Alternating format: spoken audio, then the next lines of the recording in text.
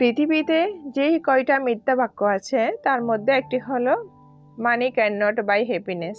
হ্যাঁ, টাকা দিয়ে সমস্ত সুখ কেনা যায় না, এটা ঠিক। তবে আংশিক 15% আর বাকি 85% টাকার উপর ডিপেন্ড করে। টাকা থাকলে যশ, খ্যাতি, কদর, মান, সম্মান, আদর সব কিছুর মূল্যায়ন হয়, সেটা নিজের পরিবারে হোক আর বাইরে হোক। সেটা নিজের পরিবার থেকে শুরু করে বন্ধু বান্ধব, আত্মীয় স্বজন, প্রতিবেশী, এমনকি চেনা জানা গণ্ডির বাইরে পর্যন্ত। পরিবারের যে ছেলেটার রোজগার কম তার প্রতি পরিবারের তাচ্ছিল্য সবচেয়ে বেশি। স্বামীর রোজগার কম হলে নিজের বাবা মা, ভাই বোন হতে শুরু করে স্ত্রীর কাছেও কোনো মূল্য নেই স্বামীর। শ্বশুর বাড়িতে যে জামাইয়ের যত টাকা বেশি তার কদর আলাদা।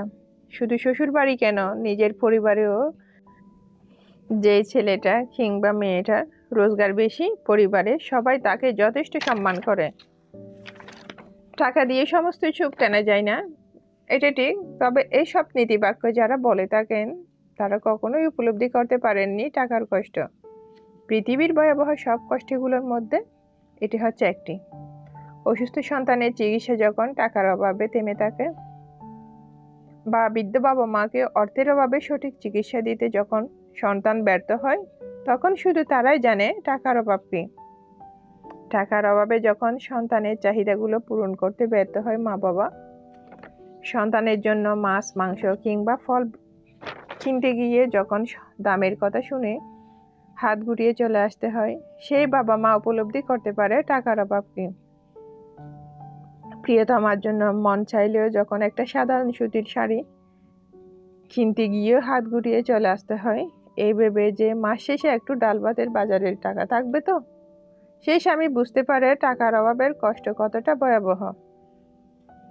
ভবিষ্যৎ অনিশ্চিত, সেটা আমরা সবাই জানি, কিন্তু প্রতিনিয়ত টাকার কষ্টে যুদ্ধ করে টিকে থাকার লড়াই করা আরো বেশি হচ্ছে অনিশ্চিত। পৃথিবীর সবচেয়ে প্রয়োজনীয় জিনিস হচ্ছে টাকা। টাকা থাকলে সব আছে আপনার।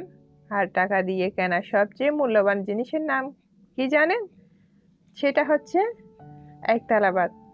আর এই একতলা ভাতের জন্যই আমরা প্রতিনিয়ত যুদ্ধ করে যাচ্ছি।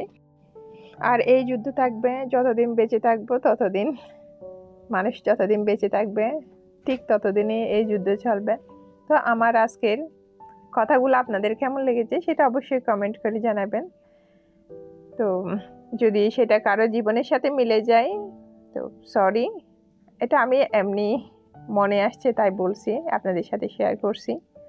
তো সবাই ভালো থাকবেন, সুস্থ থাকবেন। টাটা, টেক কেয়ার, আসসালামু আলাইকুম।